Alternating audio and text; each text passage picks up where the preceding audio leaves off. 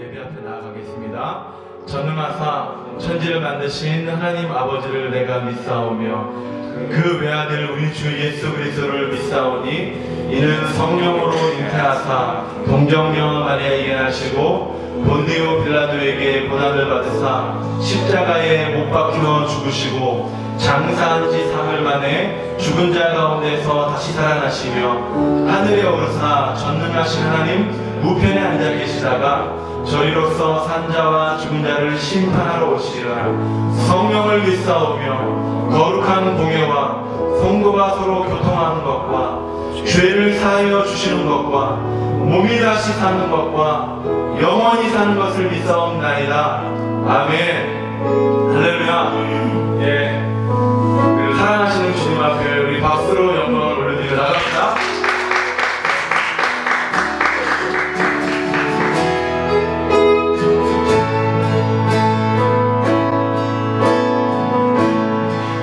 하늘의 문을 여소서 이곳을 주목하소서 주를 향한 노래가 꺼지지 않으니 하늘을 열고 보소서 이곳에 임재하소서 주님을 기다립니다. 기도의 향기가 하늘에 닿으니 주여 임재하여 주소서. 이곳에 오셔서 이곳에 앉으소서. 이곳에서 드리는 예배를 받으소서. 주님의 이름만이 오직 주의 이름만 이곳에 있습니다.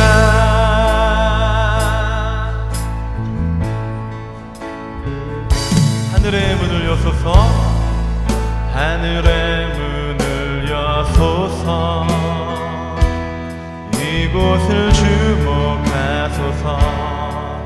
주를 향한 노래가 꺼지지 않으니 하늘을 열고 보소서. 이곳에 임재하소서. 주님을 기다립니다. 기도의 향기가 꺼지지 않. 주여 임재하여 주소서. 주여 임재하여 주소서.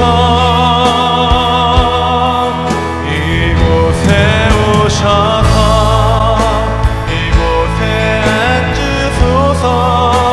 이곳에서 드리는 예배를 받으소서. 주님의 이름만이 오직 주의 이름만 이곳에 있습니다. 이곳에 오셔서 이곳에 앉으소서. 이곳에서 드리는 예배를 받으소서. 주님의 이름이 오직 주의 이름만 이곳에 있습니다. 우리 한 번 더 고백합시다. 하늘의 문을 여소서 하늘의 문을 여소서. 이곳을 주목하소서. 주를 향한 노래가 꺼지지 않으니 하늘을 열고 보소서. 이곳에 임재하소서. 주님을 기다립니다. 노예 향기가 하늘에 닿으니 아멘. 주여 임재하여 주소서. 이곳에 오소서. 이곳에 앉으소서. 이곳에서 드리는 예배를 받으소서. 주님의 이름이 주님의 이름만이 오직 주의 이름만. 우리 두 손을 높이 듭시다. 주님 이곳에 오셔서 오셔서 이곳에 앉으소서. 이곳에서 드리는 예배를 받으소서. 주님의 이름이 주님의 이름만이 오직 주의 이름만. 우리 전심으로 주님께 고백합시다. 이곳에 오셔서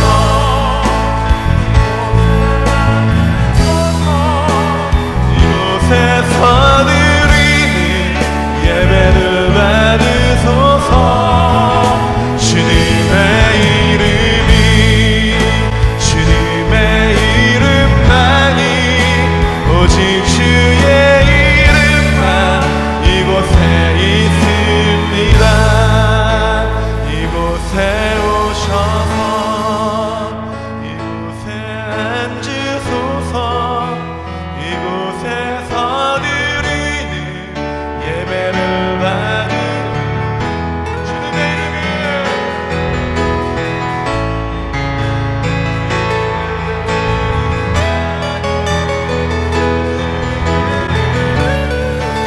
아멘.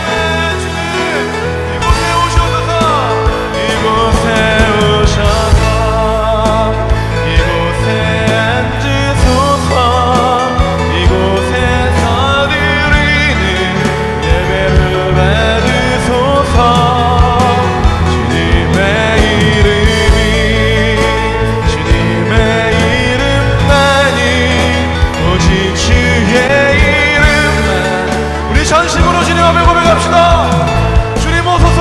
이곳에 오소서. 이곳에 앉으소서. 이곳에서 드리는 주님 예배를 받으시옵소서. 우리의 예배를 받으시옵소서.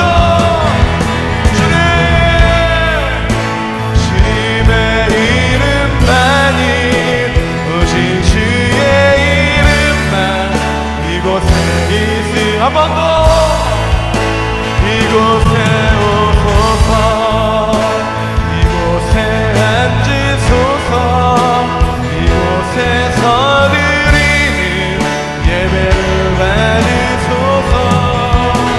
주님의 이름이 주님의 이름만이 오직 주의 이름 이곳에 있습니다. 이곳에 오소서. 앉으소서. 이곳에서 드리는 예배를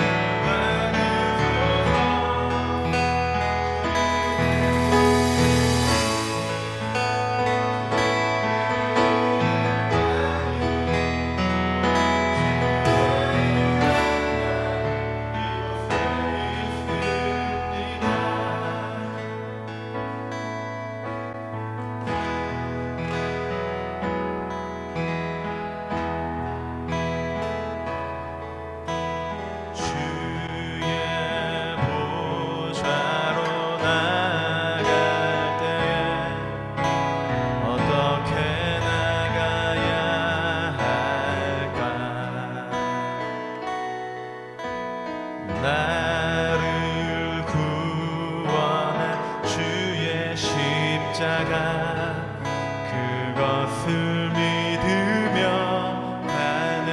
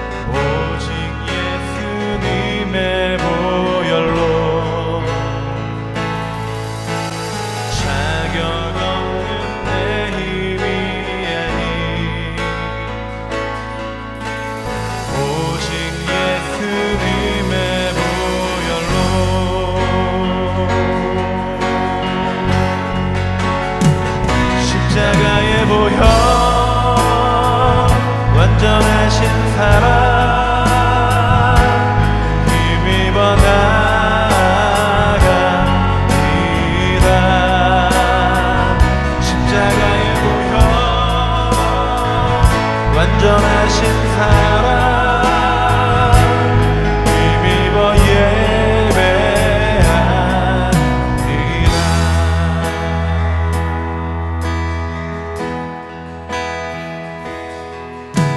주의 보좌로 나갈 때에 어떻게 나가야 할까?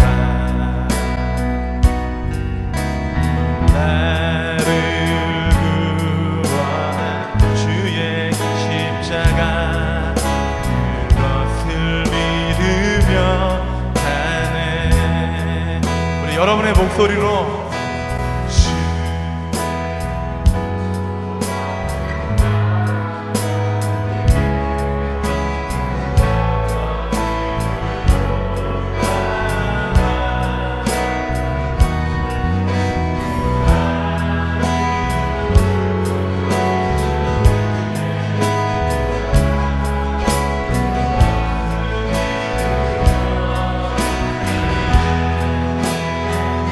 자격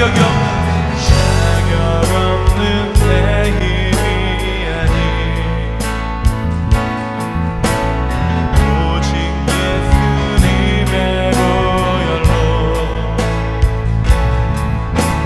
자격 없는 내 힘이 아니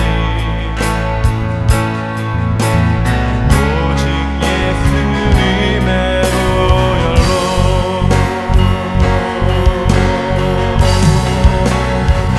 십자가의 보혈 완전하신 사랑 힘입어 나가리라.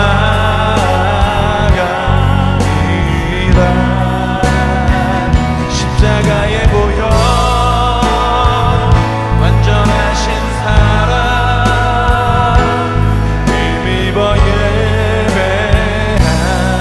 십자가의 보혈 십자가의 보혈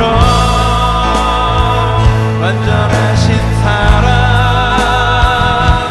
힘입어 나가리라.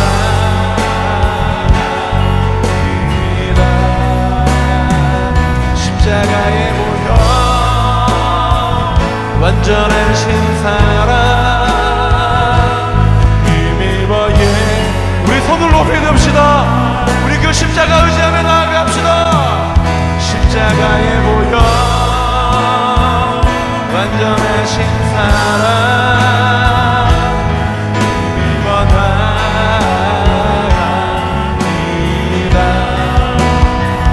십자가의 보혈 완전하신 사랑 힘입어 예배하리라. 나 주님만을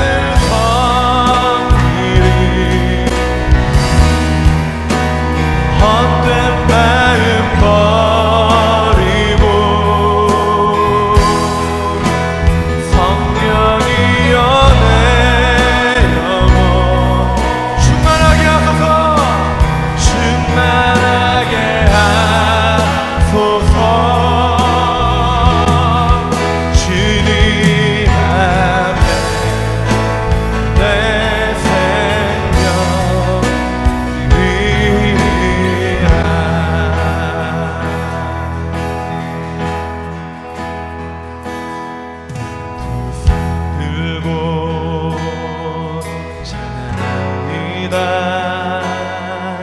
다시 오실 왕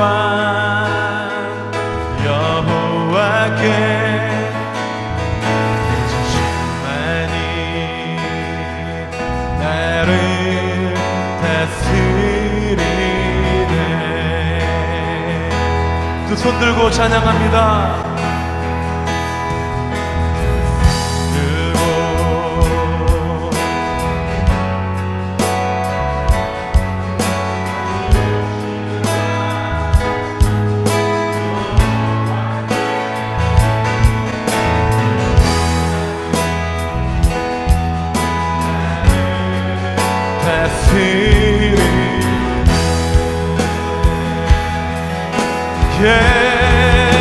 나 주님만을 섬기리.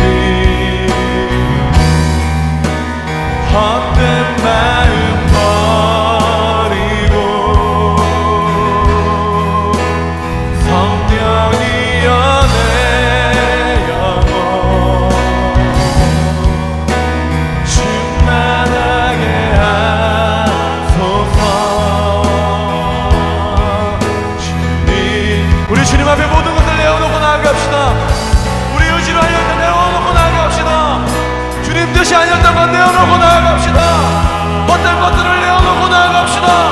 나 주님만을, 나 주님만을 섬기리. 헛된 마음 버리고, 헛된 마음 버리고, 성령이여 내 영혼 충만하게 하소서. 주님 앞에 내 생. 우리 두 손을 높이 들고 우리 주님 앞에 나아갑시다. 헛된 마음을 버리고 내 주님만을 섬기리. 헛된 마음 버리고 성령이여 내 영혼 충만하게 하소서. 주님 앞에 내 생명 드리리. 우리 기도합시다. 하나님, 내가 주님 앞에 나가기를 원합니다. 오늘 그분의 임재하심을 느끼기를 원합니다. 주여, 내가 헛된 마음을 버리게 하시옵소서. 우상을 버리게 하여 주시옵소서. 주님을 만나는 시간 되게 하여 주시옵소서. 우리 기도합시다.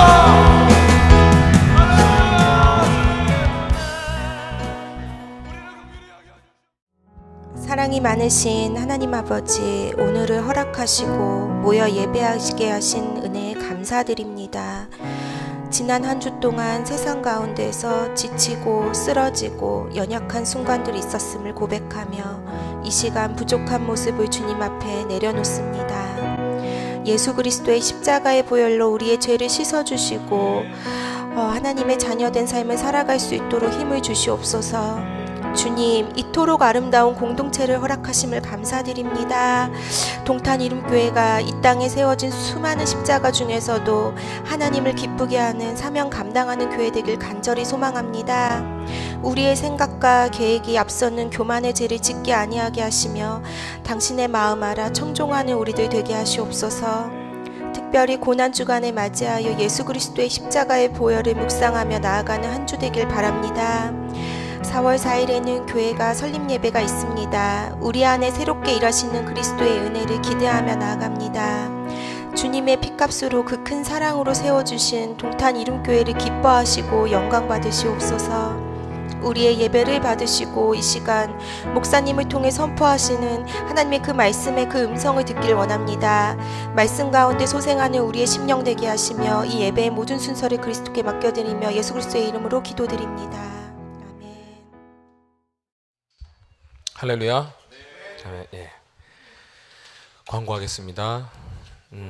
사랑합니다. 우리는 이루민입니다. 2015년은 응답의 해로 선포합니다. 두 번째 광고입니다. 4월 예배 순서표가 벌써 나왔습니다. 그래서 확인해 주시고요. 또 어떻게 예배가 준비되고 하는지를 여러분들 다시 한 번 더 준비하는, 마음으로 준비하고 또 몸으로 준비하는 여러분이 되기를 바랍니다. 세 번째 광고입니다. 이번 주 마가복음 나눔이 21과가 아니고 이번 주는 사모님 모임입니다. 그래서 마가복음 나눔은 없고요. 이번 돌아오는 토요일 날에 있을 저희 교회 행사를 준비를 위해서 큐시트와 더불어 또 회의를 좀 하셔야 되고, 함께 또 어떻게 동선이 이루어질지, 또 우리가 어떤 마음으로 준비해야 될지, 이런 것들을 저희가 모여서 회의를 하도록 하겠습니다. 그런 시간을 갖도록 하겠습니다. 네 번째 광고입니다. 예배에 집중하는 우리가 되기를 바란다고 광고를 넣으셨습니다. 예배를 집중 안 하나 봅니다. 저희가 이 광고는 목사님 말씀이신 것 같습니다. 그래서 예배에 집중하는 우리가 된다는 것은 제 생각에 아마도 예배하는 중에도 물론 예배 집중이겠지만 예배를 준비하기 전에 우리 모습이 먼저 준비되어야 된다는 말씀인 것 같습니다. 사실 와서 교회 성전에 와서 먼저 기도하고 또 기도를 준비하고 마음으로 준비하는 자세가 되어 있지 않았었나 봅니다. 저부터도 반성하고요. 청년들도 반성하고 이곳은 특히 주일날 올 때는 예배 초소인 만큼 이곳에 예배 초소를 만드는 것은 이 건물이 아니라 우리인 것 같습니다. 그래서 우리의 마음가짐을 예배에 합당한 마음가짐과 준비들의 마음으로 또 기도로 준비하는 여러분이 되길 소원합니다. 다음 5번째 광고는 다음 주는 부활 주일입니다. 부활 선창식이 있습니다. 그리고요. 오늘은 사모님 모임이고 청년들 나누는 시간 바로 갖도록 하겠습니다. 교회 설립 예배 다시 한 번 더 말씀드리는데 교회 설립 예배가 4월 4일 날 오전 11시에 있습니다. 그럼 저희는 오전 9시에는 9시 반 정도는 도착하셔야 저희가 준비가 될 수 있을 것 같습니다. 토요일이기 때문에 여러분들 늦잠 자지 마시고 빨리 일어나셔서 안타까운 사실은 그날 없습니다. 차량이 없습니다. 그래서 알아서 오셔야 됩니다. 9시 반까지 토요일 날. 그래서 정말 부지런하게 준비하셔야 되기 때문에 여러분들 각자 마음을 꼭 먹고 계시기 바랍니다. 다 같이 일어나셔서 주제 찬양하시겠습니다.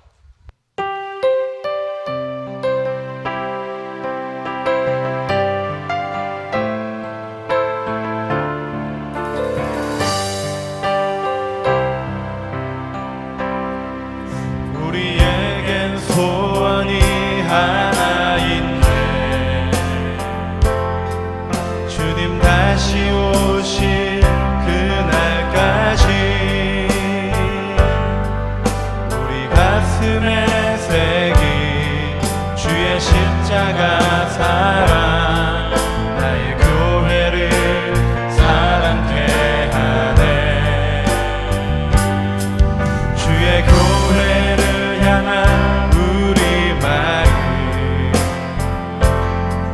희생과 포기와 가난과 고난 하물며 죽음조차 우릴 막을 수 없네. 우리 교회는 이 땅의 희망. 교회를 교회 되게 예배 되게 우릴 사용하소서. 진정한 부흥의 날 오늘 임하도록 우릴 사용하소서. 성령 안에 예배하리라. 성령 안에 예배하리라. 자유의 마음으로 사랑으로 사역하리라. 교회는 생명이니 교회를 교회 되게 예배 되게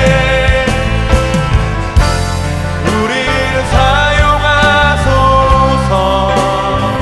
진정한 부흥의 날 오늘 임하도록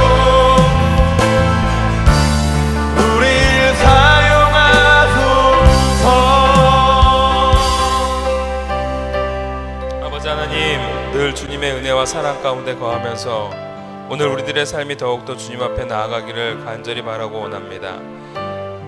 우리들의 마음 하나하나가 하나님 앞에 온전한 예배자가 될 수 있도록 도와주시옵고 늘 주님 앞에서 우리들의 삶을 절제하며 또한 예단하며 주님 앞에 나아갈 수 있는 아름다운 심령의 예배자 바로 우리가 될 수 있도록 도와주시옵소서.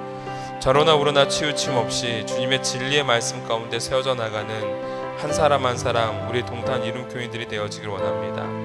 주님, 지금 이 자리에 주님 앞에 나와왔사오니 하나님 흠양하여 주시옵고 한 사람 한 사람 아벨과 같이 하나님 기뻐 받으시는 아름답고 순수한 예배자, 믿음의 예배자 될 수 있도록 도와주시옵소서.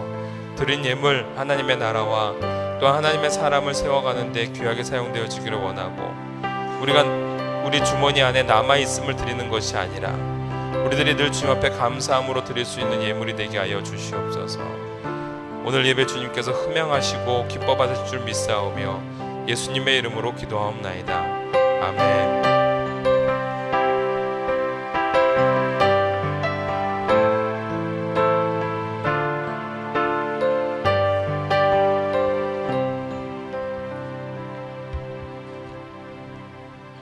할렐루야. 네, 우리 자리에 앉아주시고요. 우리 하나님이 주시는 말씀 함께 보도록 합시다. 오늘 창세기 4장입니다. 창세기 4장입니다. 우리 1절부터 오늘 26절까지 우리가 함께 읽어보도록 하겠습니다. 제가 봉독해 올리도록 하죠. 아담이 그의 아내 하와와 동침함에 하와가 임신하여 가인을 낳고 이르되 내가 여호와로 말미암아 득남하였다 하니라. 그가 또 가인의 아우 아벨을 낳았는데 아벨은 양치는 자였고 가인은 농사하는 자였더라.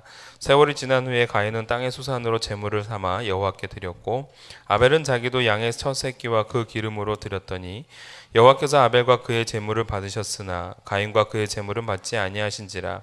가인이 몹시 분하여 안색이 변하니 여호와께서 가인에게 이르시되 내가 분하여 함은 어찌 됨이며 안색이 변하면 어찌 됨이냐. 내가 선을 행하면 어찌 낯을 들지 못하겠느냐. 선을 행하지 아니하면 죄가 문에 엎드려 있느니라. 죄가 너를 원하나 너는 죄를 다스릴지니라. 가인이 그의 아우 아벨에게 말하고 그들이 들에 있을 때 가인이 그의 아우 아벨을 쳐 죽이니라. 여호와께서 가인에게 이르시되 내 아우 아벨이 어디 있느냐. 그가 이르되 내가 알지 못하나이다. 내가 내 아우를 지키는 자이니까. 이르시되 내가 무엇을 하느냐. 내 아우의 핏소리가 땅에서부터 내게 호소하느니라. 땅이 그 입을 벌려 내 손에서부터 내 아우의 피를 받았은즉 내가 땅에서 저주를 받으리니 내가 밭을 갈아도 땅이 다시는 그 효력을 내게 주지 아니할 것이요 너는 땅에서 피하며 유리하는 자가 되리라.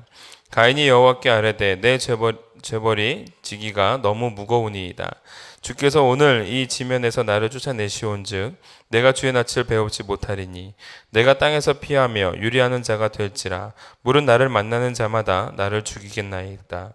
여호와께서 그에게 이르시되 그렇지 아니하다. 가인을 죽이는 자는 벌을 7배나 받으리라 하시고 가인에게 표를 주사 그를 만나는 모든 사람에게서 죽임을 면하게 하시니라.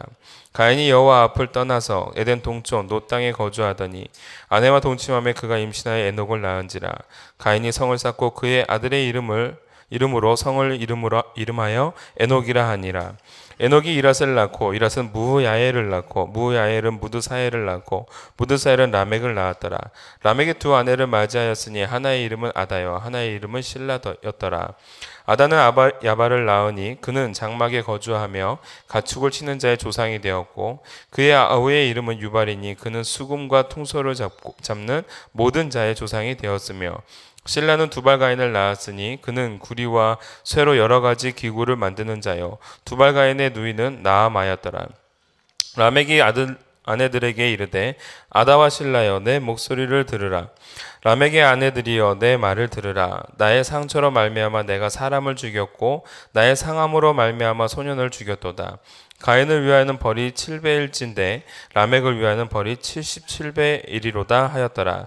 아담이 다시 자기 아내와 동침하매 그가 아들을 낳아 그의 이름을 셋이라 하였으니 이는 하나님이 내게 가인이 죽인 아벨 대신에 다른 씨를 주셨다 함이며 셋도 아들을 낳고 그의 이름을 에노스라 하였으며 그때의 사람들이 비로소 여호와의 이름을 불렀더라. 아멘.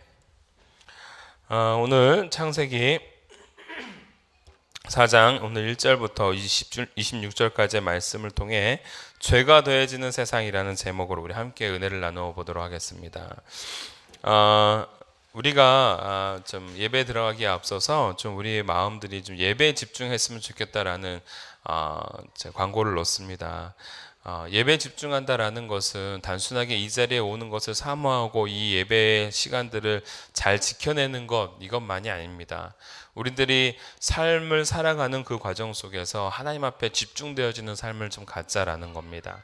우리들의 시선이 분주하게 다른 것들을 바라보기보다는 하나님 앞에 좀 집중되었으면 좋겠고 또한 하나님 앞에 바로 설 수 있는 하나님의 예배자로서 오늘 우리가 살아보자라는 의미에서 그러한 광고를 넣은 겁니다. 아시겠죠? 오늘 또한 말씀도 그와 결코 동떨어지지 않는 말씀입니다. 오늘 말씀으로 다시 한번 들어가자면 아담과 하와는 하나님의 말씀을 저버리고 뱀의 말을 쫓아 결국은 선악과를 따먹게 되어집니다. 그게 우리가 지난주에 배웠던 내용입니다. 하나님 앞에서, 즉 에덴 동산에서 내쫓기게 되어지고 뱀은 그의 사약함으로 저주를 받아 기어다니게 되어집니다. 그럼 여자들은 어떠한 그 벌을 받게 되어지죠? 해산의 고통이 더해지는 그러한 고통을 느끼게 되어지고, 또한 자주적으로 사는 것이 아니라 남자에게 구속된 삶을 살게 되어집니다. 즉 남자에게 지배를 받는 삶을 사는 것이 여자의 삶이 되어진다라는 겁니다. 더불어서 남자는 종신토록 밭을 갈며 땀을 흘리며 결국 종국에는 어디로 돌아가요? 흙으로 돌아가는, 자기가 태어났던 그곳으로 돌아가게 되어지는 그러한 벌을 받게 되어집니다. 그러나 하나님께서는 그럼에도 불구하고 그들의 무엇을 가려주십니까? 수치, 부끄러움을 가려주신다라는 겁니다. 3장 21절에 있는 말씀, 3장 21절에 있는 말씀, 여호와 하나님이 아담과 그의 아내를 위하여 가죽옷을 지어 입히시니라 라고 말씀되어 있죠. 우리가 지난주에 이 말씀을 가지고 어떻게 나누었습니까? 그들을 위해 하나님께서는 어떠한 존재의 희생, 죽음을 치르게 하셨고, 그들의 부끄러움을 가려주기 위하여 누군가는 죽음을 당하고, 그리고 그것으로 말미암아 사람들은 수치, 부끄러움을 가릴 수 있는 은혜를 누리게 되었다. 이것이 바로 하나님이 주신, 하나님이 그 자녀들에게 주신 은혜의 말씀이었다라는 겁니다. 그리고 지난주 우리는 다루지는 않았지만 하나님께서는 죄를 범한 아담과 하와에게 약속을 주십니다. 우리 함께 봅시다. 그 약속의 말씀이 무엇인지. 3장 15절입니다. 창세기 3장 15절. 내가 너로 여자와 원수가 되게 하고 내 후손도 여자의 후손과 원수가 되게 하리니 여자의 후손은 내 머리를 상하게 할 것이요 너는 그의 발꿈치를 상하게 할 것이니라 하시고, 이게 무슨 말씀이에요? 하나님이 뱀에게 저주를 퍼부으시면서 하시는 말씀입니다. 즉 네가 여자의 후손에게 뭐 하게 된다? 네, 죽음을 당하게 된다. 즉 그의 권세 아래 머물게 되어진다라는 약속의 내용입니다. 이 얘기는 즉 여자의 후손으로 말미암아 너는 망하게 되어지고, 여자의 후손으로 말미암아 아담과 하와는 하나님 앞에 다시 돌아올 수 있다라는 희망적 예언의 메시지가 바로 이겁니다. 물론 이 말씀은 궁극적으로는 예수 그리스도께서 십자가에 달려 돌아가시면서, 즉 뱀, 사단은 예수님을 십자가에 달려 돌아가시게 함으로 상처 입게 만들고, 그러나 그분이 부활하심으로 말미암아 뱀의 머리, 즉 사단의 머리를 짓밟고 권세 있게 일어서고 있는 모습을 보여주는 예언의 말씀입니다. 그러나 그것은 향후 있게 될 하나님의 궁극적인 뜻과 목적 속에서 성취되어지는 것이라고 한다면, 1차적으로 봤을 때 아담과 하와에게 있어서는 그 말씀 그대로인 겁니다. 내 아들이 태어나서 이 뱀을, 하나님과 우리 사이를 멀게 만들었던 이 뱀을 분명하게 징계하리라, 징벌하리라. 그리고 우리는 하나님 앞에 돌아설 것이다, 회복될 것이다 라는 기대를 갖게 되어지는 것이죠. 그래서 아담과 하와는 누구를 소망하게 되어집니까? 아들을 소망하게 되었습니다. 그 아들이 꼭 났으면 좋겠다, 그 아들을 통해서 내가 회복되어지리라 라는 소망을 갖게 되어지는 겁니다. 그러면서 오늘 우리에게 주시고자 하는 첫 번째 메시지가 바로 이겁니다. 여호와로 말미암은 은혜의 삶이 우리에게 있다라는 겁니다.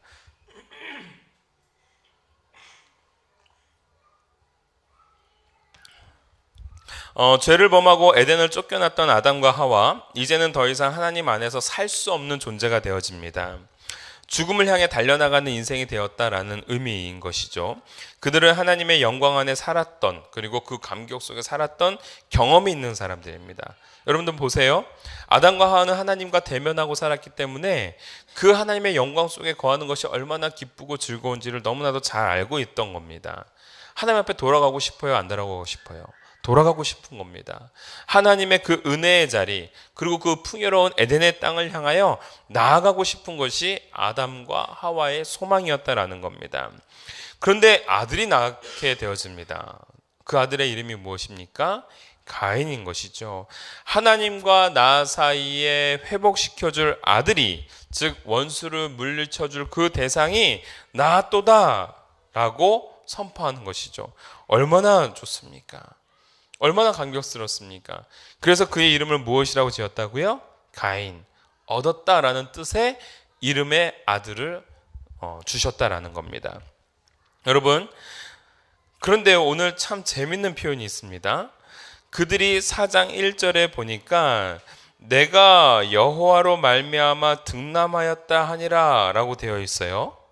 아담이 내가 여호와로 말미암아 득남하였다라는 고백을 하고 있는데 여호와로 말미암아라는 그 표현을 두 가지로 볼 수가 있는 겁니다. 첫 번째 하나는 여호와로부터 내가 이 아들을 득남하였다라는 표현이 되는 거고요.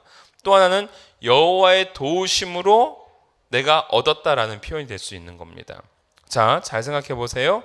여호와로부터 얻었다라는 것은 결국 무엇을 의미하는 걸까요?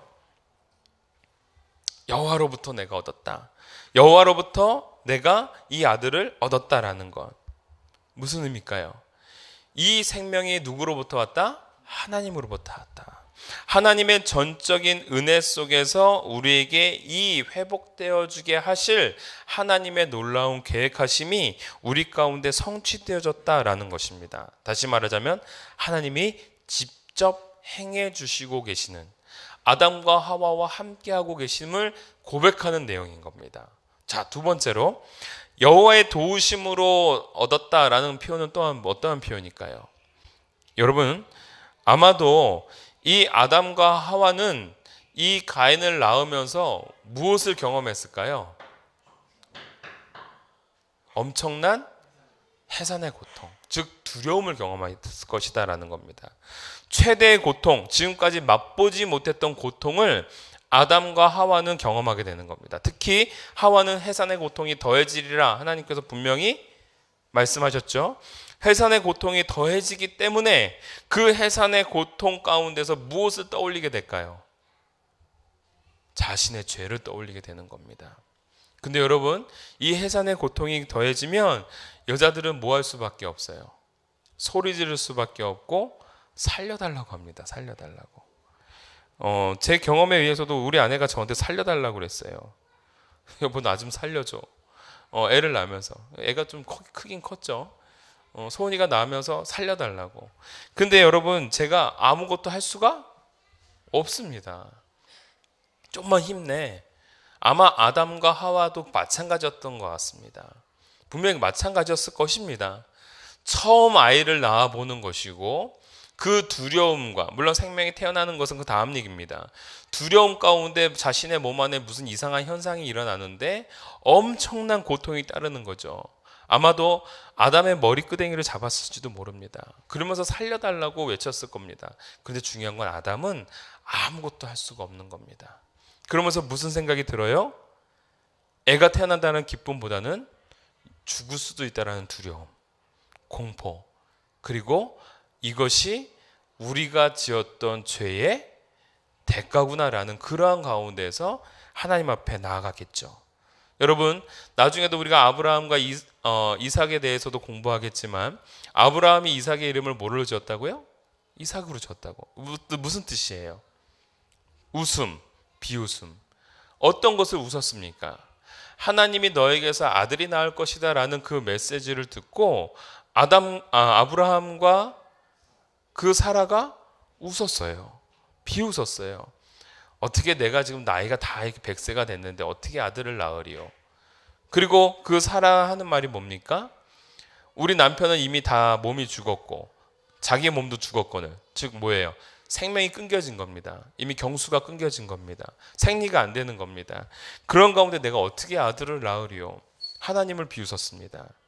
그때 하나님이 뭐라고 얘기합니까? 내가 아들을 낳으리니 그의 이름을 이삭이라 하라. 여러분, 그러면서 아들의 이름을 부를 때마다 그들은 무엇을 떠올리게 될까요? 그렇죠. 자신의 죄를 떠올리는 겁니다. 자신의 불신을 떠올리는 겁니다. 하나님이 주신다 했는데 그 아이가 지금 여기에 살아있는데, 그러면서 자신의 과거를 생각하게 되는 겁니다. 여러분, 오늘 이 해산의 고통, 큰 고통을 느끼면서 그 죄를 떠올리고 결국은 아담과 하와는 누구를 찾을 수밖에 없어요? 하나님을 찾을 수밖에 없는 겁니다. 하나님 살려주십시오. 하나님, 우리가 잘못했습니다. 하나님 앞에 전적으로 회개하며 처절하게 나아가는 그 과정이 이루어지게 됐을 것이죠. 그때 아들을 낳게 되어집니다. 할렐루야. 여러분, 이 아들을 낳음으로 말미암아 이들은 새로운 소망을 갖게 되어지고, 하나님이 우리의 기도를 들으시사 우리로 하여금 죽음과 고통과 두려움 속에서 머무는 것이 아니라 생명의 기쁨에 참여하게 하시고 우리로 하여금 회복하게 하시기 위하여 이 아들을 약속대로 주셨구나. 아멘이죠. 여러분, 그러한 감격 속에서 자녀의 이름을 가인이라고 지으지 않을 수가 없는 겁니다. 모든 것을 얻었다. 너무나도 기쁜 겁니다. 이 아들이 있음으로 말미암아 모든 것을 얻은 겁니다. 하나님을 얻게 되는 것이고 회복되어지게 되는 것이죠. 여러분, 우리는 이 아담과 하와처럼 하나님 없이는 아무것도 아닌 삶입니다. 우리 이거 고백해야 됩니다. 하나님 없이 잘 되는 것, 그것은 어떻게 보면 저주입니다. 저는 개인적으로 일본이라는 땅이 과연 저게 축복의 땅일까라고 생각이 되어지지 않습니다. 분명히 그 땅은 하나님 없이 이루어진 땅이기 때문에 그 안에서 분명한 고통을 경험하지 않을 수 없지 않을까라는 생각입니다. 여러분, 하나님 없이 되는 것, 그건 정말 큰 저주입니다. 왜 우리가 기도하자고 얘기합니까? 왜 우리가 부르짖자고 얘기합니까? 물론 그렇습니다. 기도하고 부르짖어야 우리 교회가 더욱더 하나님 앞에 온전히 세워져 나가는 건 맞습니다. 근데 여러분, 그것을 안 했는데도 불구하고 이루어지게 되어지면 우리 교만이 싹트게 되는 겁니다. 하나님이 하신 게 아니라 누가 한 거예요? 우리가 한 거예요. 내가 한 거예요. 그 순간에 망하는 겁니다. 여러분, 한국교회 목사님들이 왜 쓰러집니까? 처음에는 하나님 앞에 막 부르짖습니다. 개척교회 할 때에 정말 지하실에 물 새면서 예배 드리셨던 분들 많습니다. 정말 한 영혼 구구절절하게 생각하면서 기도하셨던 분들 많습니다. 그런데 어느 순간에가 교회가 성장합니다. 교회가 커집니다. 그러면서 한 영혼 떠나는 게 너무 우습습니다. 너 없어도 돼. 어느 순간인가 한 영혼을 무시하게 되어집니다. 한 영혼이 상처 입었다고 하면 달래주는 것이 아니라 상처 입은 대로 내버려 둡니다. 왜 그렇습니까? 어느 순간인가 이것은 하나님이 하신 게 아니라 내가 한 거가 되기 때문에 그렇습니다.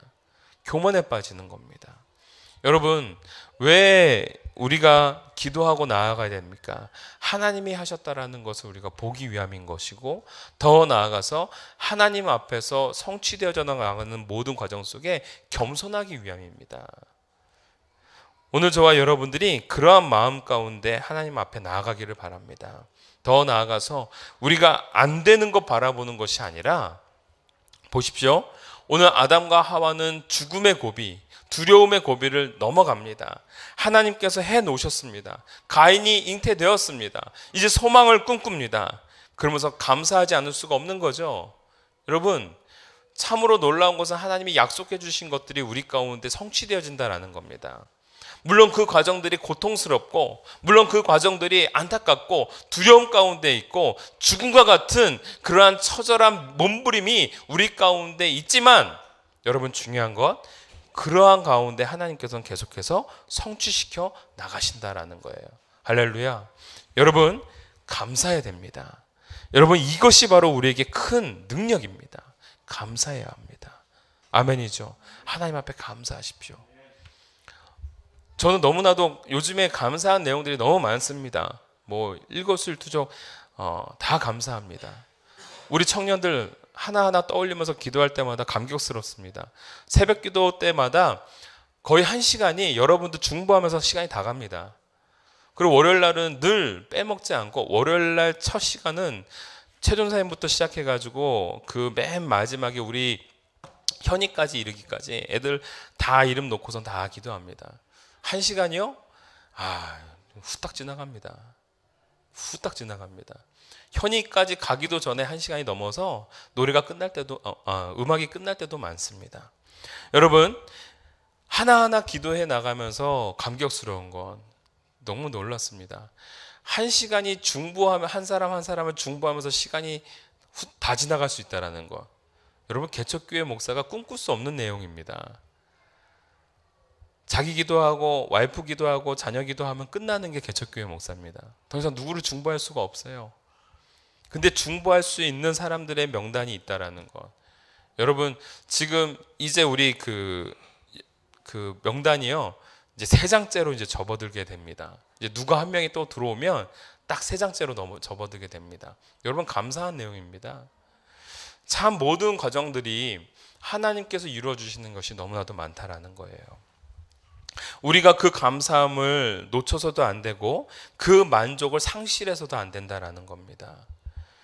하나하나 감사하며 하나하나 기뻐하며 원망으로 후회로 남아가는 우리들의 삶이 아니라 감사의 삶으로 우리가 이 시간들을 이겨내기를 간절히 소원합니다.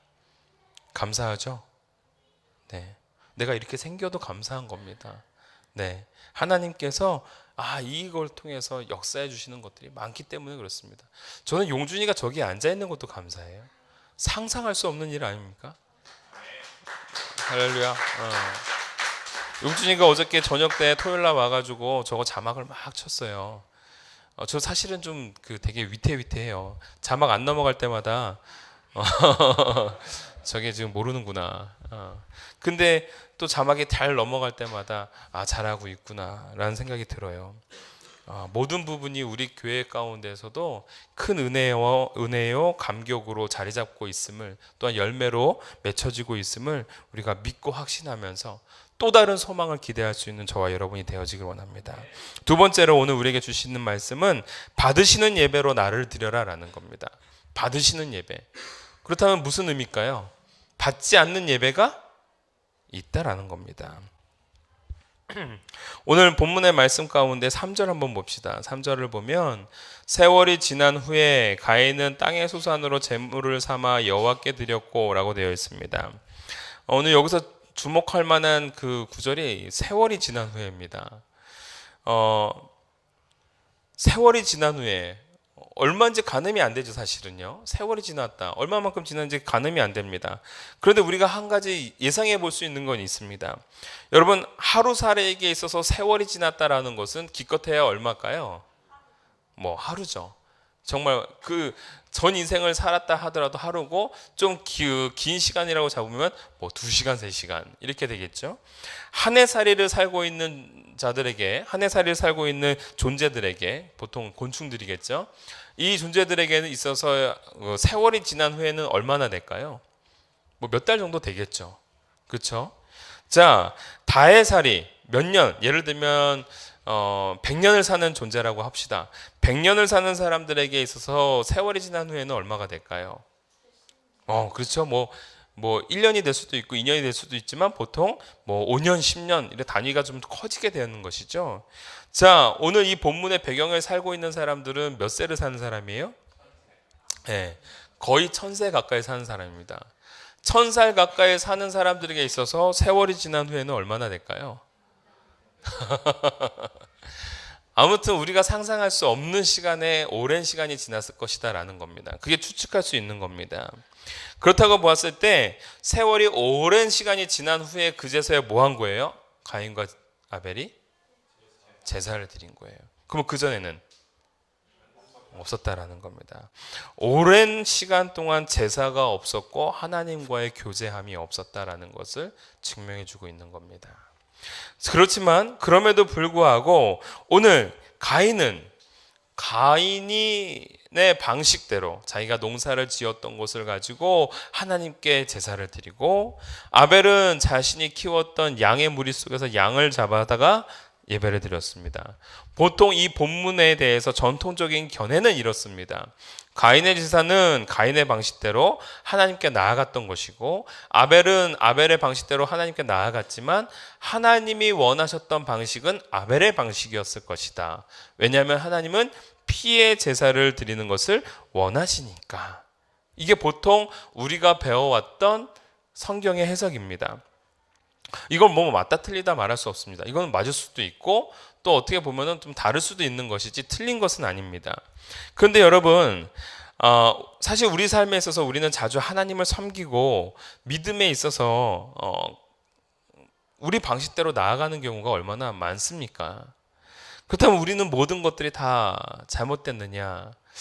그렇게 보긴 사실 쉽지 않다라는 겁니다. 무슨 얘기냐면요.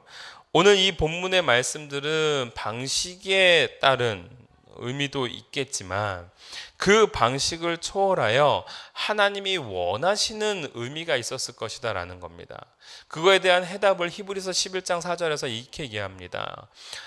믿음으로 아벨은 하나님 앞에 예배를 드렸다, 제사를 드렸다 라고 되어 있습니다. 다시 말하자면 이 본문에 있어서 핵심은 뭐예요?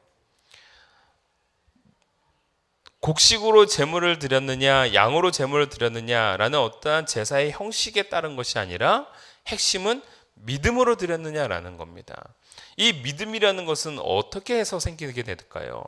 하나님에 대한 분명한 확신, 그와의 분명한 교제 안에서 일어나는 겁니다.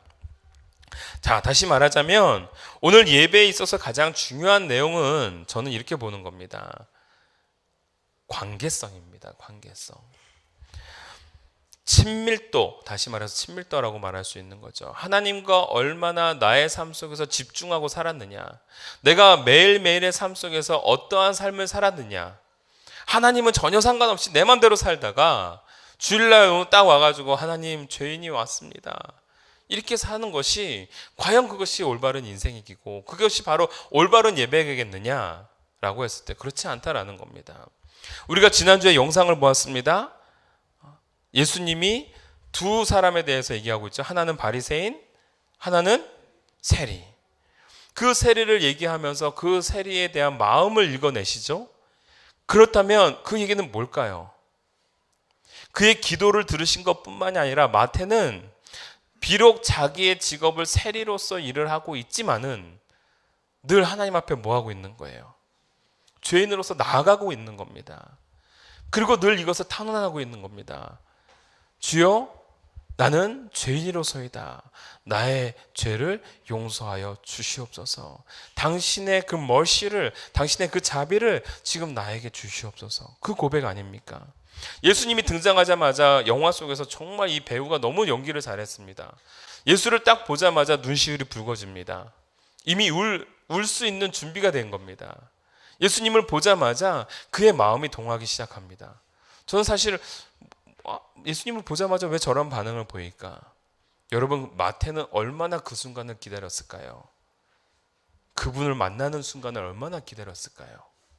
여러분, 이게 바로 예배자의 삶입니다. 오늘 저와 여러분들이 어떠한 방식으로 예배를 드리냐가 아니라 어떠한 관계성을 갖고 오늘 이 예배를 드리느냐가 가장 중요한 핵심 포인트다라는 겁니다. 아멘이죠? 여러분, 우리는 요즘에 미디어가 너무나도 발달해서 쉽게 예배를 드립니다. 간혹 시공간을 초월해서 예배를 드리기도 합니다.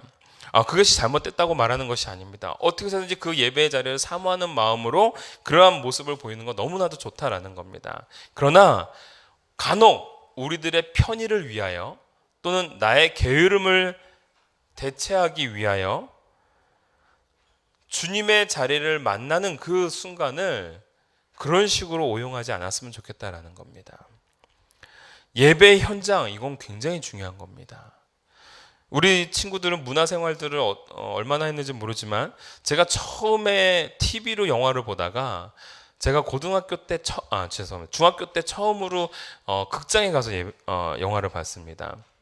물론 그 초등학교 때도 영화관에 다 갔었죠. 그렇지만 제가 영화라고 느낄 수 있는 그 거대한 그 임팩트를 느낄 수 있었던 건 중학교였습니다.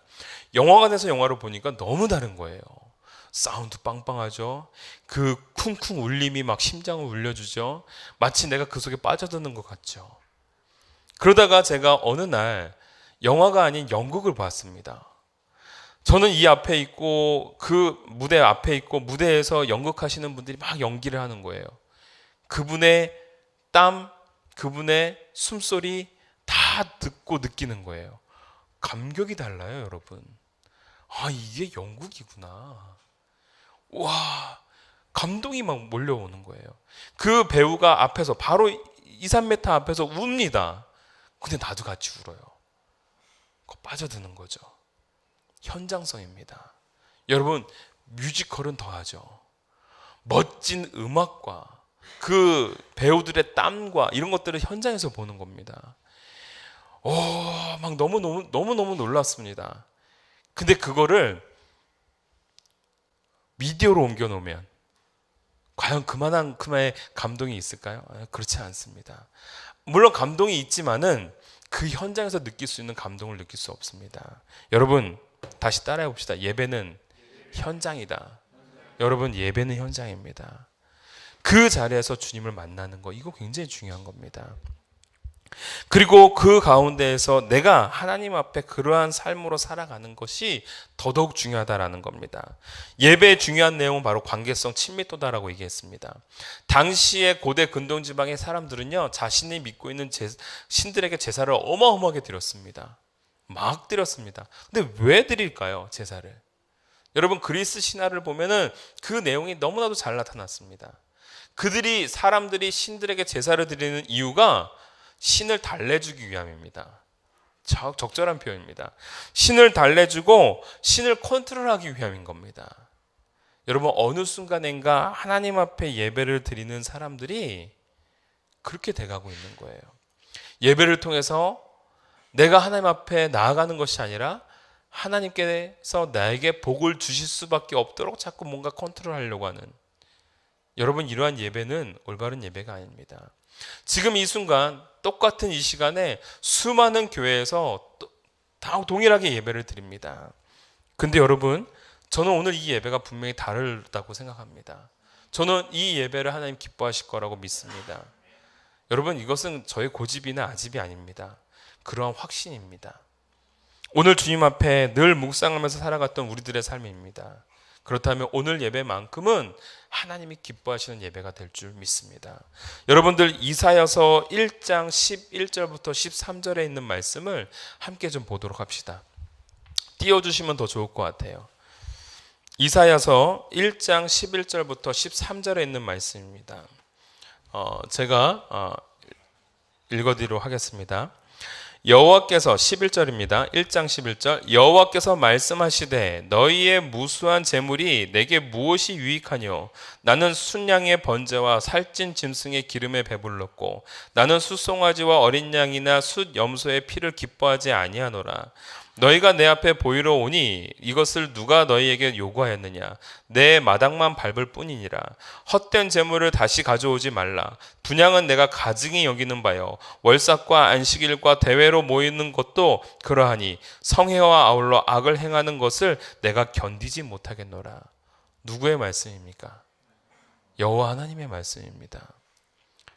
하나님이 기뻐하시는 제사가 피의 제사라고요? 근데 오늘 이사야서 1장 11절부터 13절은 뭐라고 말하고 있습니까? 가져오지 마라 제발. 예배드리러 오지 마라 제발. 피 뿌리지 마라 제발. 역겹다 역겨워. 이게 바로 여호와 하나님이 당시 이사야 선지자를 통해서 우리에게 주시는 메시지입니다. 여러분 오늘 저와 여러분들이 왜 매일매일의 삶 속에서 예수님께 집중하고 하나님께 집중해야 되느냐? 예배에 집중한다라는 것은 이 시간이 아닙니다. 우리들의 삶에 집중해 나가는 저와 여러분이 되어지길 원합니다. 하나님은 형식적인 만남, 하나님을 다루고자 하는 예배를 싫어하십니다. 역겨워하십니다. 만약에 우리가 그러한 모습으로 주님 앞에 나아온다면 하나님 우리를 거절하시는 겁니다. 가인의 예배는 안 받으시고 아벨의 예배는 받으셨다고요? 분명히 다른 뭔가가 있는 겁니다.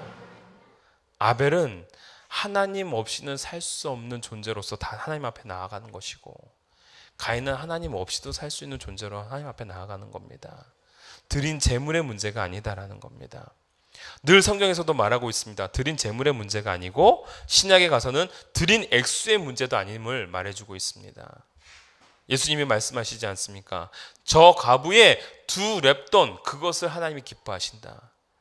여러분 오늘 저와 여러분들이 하나님이 원하시는 예배, 하나님과 집중된 삶을 살아드리는 그러한 예배, 그러한 예배자로서 주님 앞에 나아가는 저와 여러분이 되어지길 원합니다. 매일매일 예배 드리면 뭐합니까? 하나님을 컨트롤하려고 하는데 하나님 앞에 온전한 예배자로 나아가는 저와 여러분, 그리고 그 안에서 하나님 앞에 더욱더 머리를 조아릴 수 있는 저와 여러분이 되어지길 원합니다. 여러분 세 번째, 오늘 이 말씀을 통해서 우리에게 주시고자 하는 메시지는 예배 후의 삶 역시 매우 중요하다라는 겁니다. 예배 후의 삶이 정말 중요하다라는 거예요. 여러분, 창세기 4장에 있는 말씀을 보면 에덴을 떠난 사람들의 삶이 더욱더 그 죄 가운데 가득하게 되어짐을 묘사하고 있습니다. 이제 앞으로 5장 넘어서 6장을 넘어가게 되어지면 노아의 얘기가 나오는데 그때는 더더욱 죄가 관영해지는 것이 나옵니다. 죄가 단순히 넘치는 것만이 아니라 오늘 말씀의 충격은 이겁니다. 살인이 언제 벌어져요? 네, 제사 후에 벌어지는 거예요. 여러분, 우리가 이걸 많이 놓치고 있습니다. 오늘 창세기 4장에 등장하고 있는 그 배경은요, 가인이 제사를 드리고 난 다음에 아벨을 죽여요. 물론 시간적 텀이 있겠지만 제사를 드리고 난 다음에 그 다음 내용이 아벨을 들로 불러서 들에서 아벨을 죽이는 거예요. 여러분, 우리의 삶은요, 예배를 통해서 드러나는 것이 아니라 예배 후의 삶으로 통해서 드러나는 겁니다. 아멘입니까? 예배를 똑같이 드려도 다른 반응이 나올 수 있다라는 겁니다. 여러분, 이 모습을 보면서 우리가 깨달을 수 있는 게 있습니다. 죄 가운데 머무는 사람들은 바로 이러한 삶을 살아갈 수밖에 없구나. 죄 가운데 머무는 사람들은 예배 후의 삶이든 예배 전의 삶이든 그렇게 별반 다르지 않을 수 있겠구나. 네, 맞습니다. 우리의 삶도 그렇습니다. 별반 다르지 않을 수 있습니다. 그러나 중요한 것이 있습니다.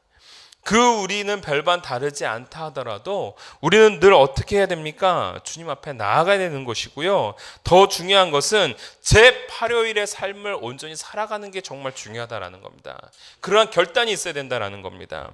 여러분, 창세기 2장에서 사람을 만드십니다. 누가? 하나님이요. 하나님이 사람을 만드시고 난 다음에 창세기 3장으로 넘어가죠. 여러분, 사람을 만들었을 때가 6일입니다. 제7일째 뭐합니까? 안식을 주십니다. 여러분, 희한한 게 죄가 발생하고 죄가 창궐하게 되는 때가 안식을 한 그 다음 날이고요. 이해되십니까? 또한 예배 다음에 죄가 일어나게 되었습니다.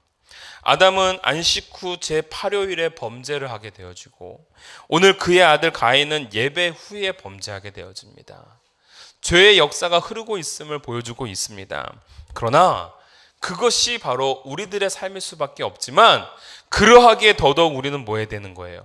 주님 앞에 엎드려지고 나아가야 되는 거예요. 그러면서 제8요일의 삶을 더욱더 주님 앞에 거룩하게 드리고자 하는 그러한 거룩한 욕망들이 우리 가운데 있어야 될 줄 믿습니다. 아멘입니까? 오늘 저와 여러분들이 바로 그러한 백성이 되어지길 원합니다.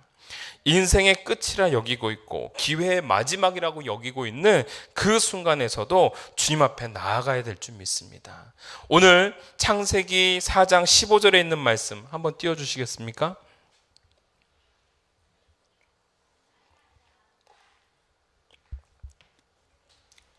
다 같이 한번 읽습니다. 시작. 그래서 그에게 이르시되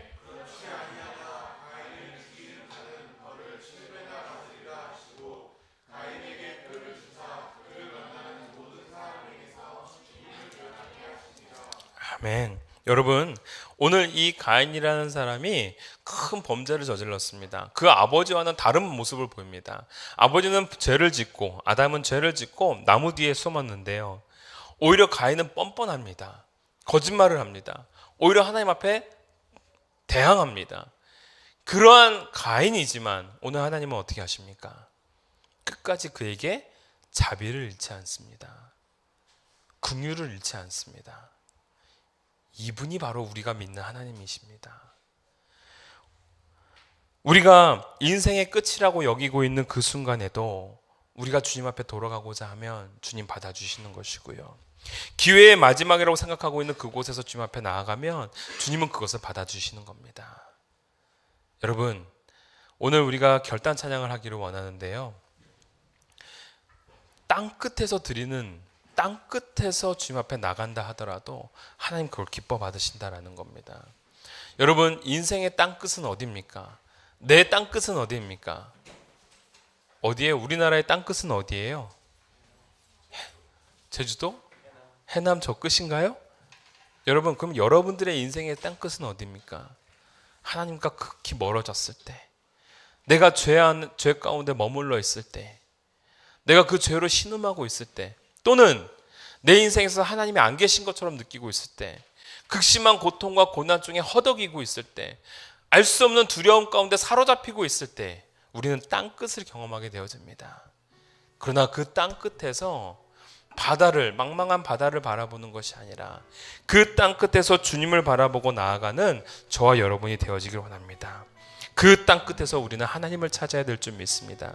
그게 바로 하나님 앞에 친밀한 자이고, 그게 바로 하나님 앞에 예배하는 자이고, 계속 하나님 앞에 나아가는 자입니다. 그러한 삶을 살았던 것이 아브라함이었고, 그러한 삶을 살았던 사람이 다윗이었고, 그러한 삶을 살았던 사람이 오늘 내가 되어지기를 간절히 소원합니다. 함께 찬양합시다.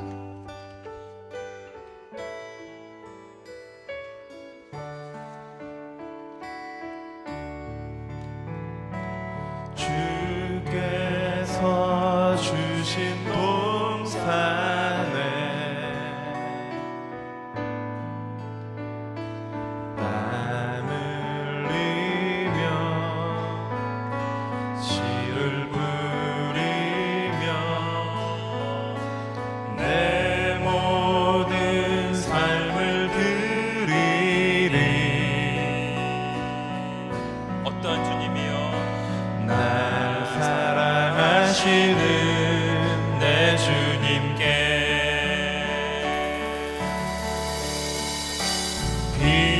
비바람 앞을 가리고 내 육체는 쇠잔에 절어 내 모든 삶을 드리리.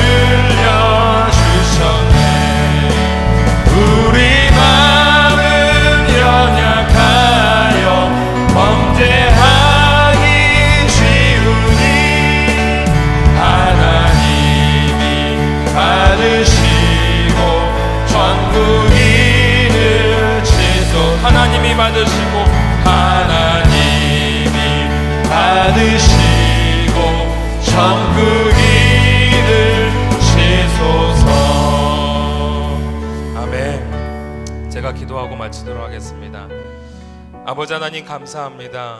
오늘 창세기 4장에 있는 말씀을 통해 죄가 더해지는 그 세상 가운데 끝까지 긍휼을 잃지 아니하시고 붙잡아 주시는 하나님의 은혜를 오늘 다시 한번 우리는 경험합니다.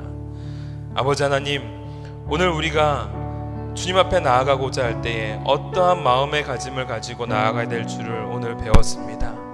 하나님, 늘 주님 앞에 예배자로서 온전히 다가설 수 있도록 도와주시옵고, 우리들의 삶이 예배 후에, 안식 후에 더욱더 결단 있는 삶을 살아갈 수 있도록 주장하여 주시옵소서. 아담은 안식 후에 제8요일에 범죄를 하였고, 오늘 가인은 예배를 드린 후에 범죄를 가하였습니다.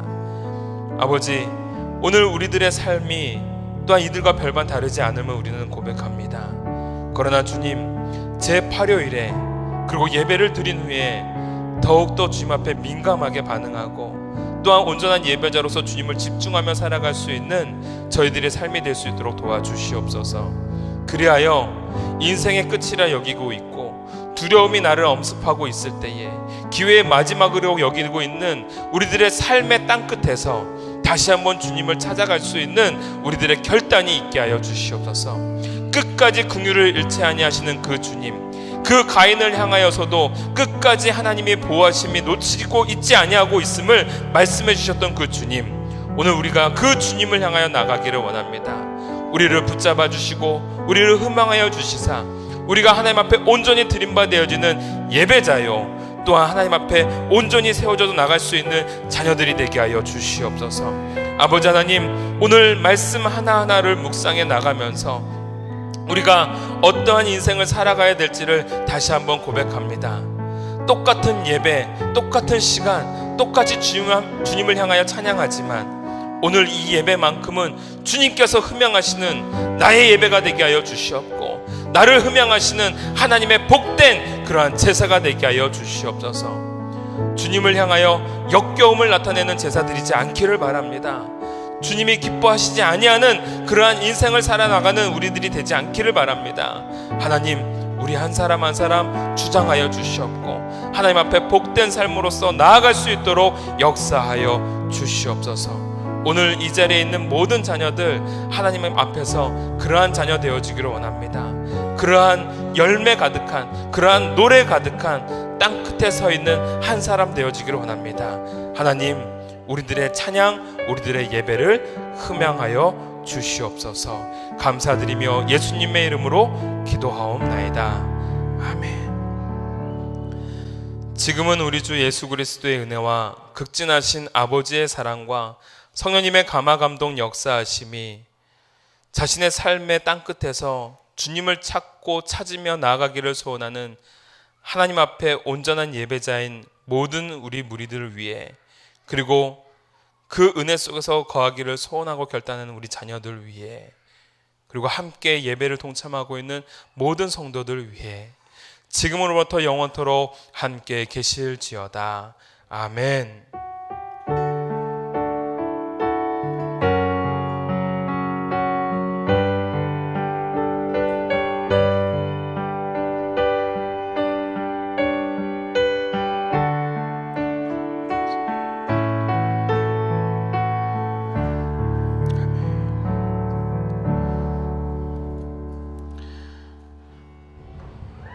우리 이루민들 한 주간도 또 한번 승리하시고 예배자로 하나님 앞에 나아가시는 아름다운 사람 되어지길 바랍니다. 우리 서로 격려의 박수. 승리하십시오. 할렐루야.